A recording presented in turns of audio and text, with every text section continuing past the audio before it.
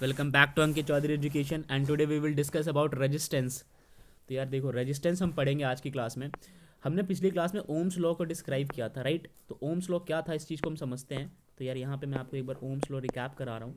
देखो, Ohm's law के अंदर हमने ये पढ़ा था कि कोई भी एक पोटेंशियल, कोई भी हमारे पास एक अगर कैपेसिटर है, तो इस कैपेसिटर के एंड्स को हम कहते हैं area of cross section, right? और इस क्रॉस सेक्शन से ही सारे करंट आगे की ओर फ्लो करता है, मतलब चार्ज फ्लो करता है आगे की ओर। यहाँ से कोई भी चार्ज आगे की ओर फ्लो करता है। एक बार चार्ज जब फ्लो कर जाता है, मान लो कि चार्ज के फ्लो का डायरेक्शन है ए प्लस बी, तो यहाँ पे करंट के फ्लो का डायरेक्शन होगा बी से ए तक, राइट? चार्ज के बिल्कुल अपोजिट होता है। खैर, हम तो ओम्स लॉ को डिस्कस कर रहे हैं। तो इनका कहना है कि इस एंड्स में क्या है, पोटेंशियल है। इस एंड में जितना भी पोटेंशियल है, तो यार ये जो हमारे पास क्रॉस सेक्शन दिख रहा है, यहाँ से सारे करंट इस तरफ फ्लो करता है, राइट? अब क्वेश्चन ये है कि इस क्रॉस सेक्शन पे प्रेजेंट होता है पोटेंशियल, यानी कि इन पोटेंशियल्स की जितनी एबिलिटी होगी उतना ही करंट ड्रॉन होगा यहाँ से, राइट? तो वहीं पे हमारे पास रिजल्ट निकल के आया था कि V is directly proportional to I, right?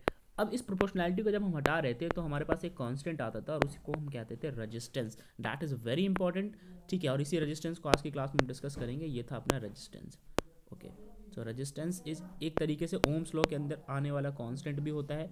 साथ में हमारे पास एक पर्टिकुलर टर्म्स भी निकल के आती है रेजिस्टेंस अपने आप में। इसी चीज़ को हमें डिस्कस करना है। तो सबसे पहले समझते हैं रेजिस्टेंस क्या है। रेजिस्टेंस एक प्रकार की प्रॉपर्टी है, किसकी? कंडक्टर की। आप ध्यान से देखो तो ये हमारे पास कंडक्टर था, इस कंडक्टर के अंदर से ही रेजिस्टेंस निकल के आया। तो ये किसकी प्रॉपर्टी होगी? ऑब्वियस सी बात है, कंडक्टर की प्रॉपर्टी होगी। ओके, कैसी प्रॉपर्टी है? Which resist the flow of electric current through it, यानी कि इस कंडक्टर में से जितना भी करंट फ्लो कर रहा है, इस कंडक्टर में से जितना भी करंट फ्लो कर रहा है, उस करंट को रोकने का काम करता है, रजिस्ट करता है ये, ठीक है? रजिस्ट का मतलब होता है रोकना, इसी से इसका नाम पड़ा है रेजिस्टेंस। रजिस्ट का मतलब होता है रोकना, यानी कि अपोज करेगा, ये कोशिश करेगा। कौन कोशिश करेगा? ये रेजिस्टेंस कोशिश करेगा कि कम से कम करंट इसमें से आगे की ओर फ्लो करे। ओके, नेक्स्ट, इसकी ऐसा यूनिट होती है ओम, क्योंकि ये ओम्स लॉ से ड्राइव किया गया है, तो जाहिर सी बात है अगर ओम्स लॉ से कोई चीज़ बन के आया तो ऐसा यूनिट उसकी ओम होने वाली है। नेक्स्ट पॉइंट है कि एक ओम के अंदर क्या वैल्यू होती है, ये चीज़ हम समझेंगे। तो आपको मैं यहीं पे बताता हूँ कि मान लीजिए कि अगर आप देखें फॉर्मूला, तो V इज़ डायरेक्टली, यहाँ पे लिख देता हूँ मैं, एक सेकेंड, चलिए यहाँ पे मैं कुछ ले लेता हूँ, एक बॉक्स ले लेता हूँ, ठीक है? ये मैंने बॉक्स ले लिया, यहीं पे मैं समझाता हूँ आपको। ओके, सो यहाँ पे ये था कि V is directly proportional to I। Now V is equal to RI। Okay, अब ये R जो है, अगर मुझे इस R को प्रॉपरली डिफाइन करना है कि R की वैल्यू क्या होगी, खास करके तब जब 1 R की वैल्यू डिफाइन करेंगे। 1 R से मेरा मतलब है 1 ओम की वैल्यू डिफाइन करेंगे। तो सबसे पहले समझिए कि V क्या है, पोटेंशियल को वोल्ट में ही लिखते हैं। तो अगर मैं यहाँ पे लिखने की कोशिश करूँ तो V की जगह मैं वोल्ट ही लिख सकता हूँ। V की जगह मैंने लिख दिया वोल्ट, राइट?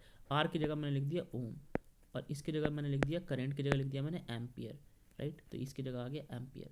तो अगर मुझे ओम डिफाइन करना है तो ओम कैसे डिफाइन किया जाएगा? सारी वैल्यूज़ को एक दूसरे के नीचे लेके आइए, ओम को छोड़ दीजिए और एम्पियर को इसके नीचे ले आइए। तो वोल्ट के नीचे क्या आ जाएगा? एम्पियर आ जाएगा। तो यहाँ पे अगर मैं लिखूँ तो ये चीज़ आएगा वोल्ट, वोल्ट के नीचे आ गया अपना एम्पियर, राइट? ये आ गया आपका एम्पियर इज़ इक्वल टू, यहाँ पे बच गया ओम।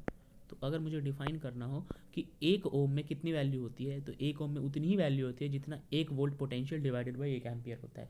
यानी कि when 1 volt of potentials can create 1 ampere of current, then it is define as 1 ohm of resistance. ये चीज़ आपको समझ में आ गई होगी, राइट? तो चलिए इसको रब कर देते हैं और आगे की कहानी समझते हैं।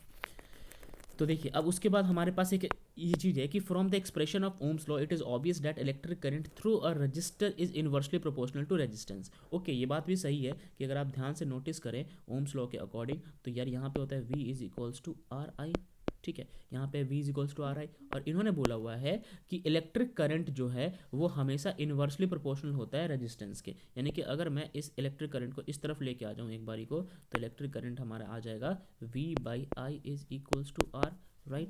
अब आप नोटिस करें, V को एक बार को इग्नोर करें तो R और I का क्या सा रिलेशन है? Inversely proportional. इसके नीचे जब होता है तो उसे कहते हैं इन्वर्सली प्रोपोर्शनल। तो यार ये चीज़ भी समझ आ गई। इसका ग्राफ आप देखोगे ना, इसका ग्राफ देखोगे करंट और पोटेंशियल की फॉर्म में। इस तरफ पोटेंशियल लिखा हुआ है, नीचे की ओर करंट लिखा हुआ है, नीचे की ओर है अपना करंट और इधर है पोटेंशियल, राइट? तो पोटेंशियल और ये करंट के बीच में ग्राफ देखोगे तो इसका ग्राफ लीनियर जाता है, राइट? इसका ग्राफ हमेशा से लीनियर जाता है, क्योंकि आपने देखा ही होगा कि अगर ये 1 है, ये 1 है, तो ये भी 1 ही होगा, ठीक है? तो अगर ये 2 तो ये भी 2 ही होगा, फिर ये 3 तो ये भी 3 ही होगा। तो इस तरीके से ग्राफ ऐसे कटता चला जाता है और ग्राफ लीनियर बन जाता है, राइट। तो यार मैंने ग्राफ भी बता दिया, तो रेजिस्टेंस पूरा आपका क्लियर हो गया, ठीक है। अब नेक्स्ट चीज़ नेक्स्ट क्लास में डिस्कस करेंगे।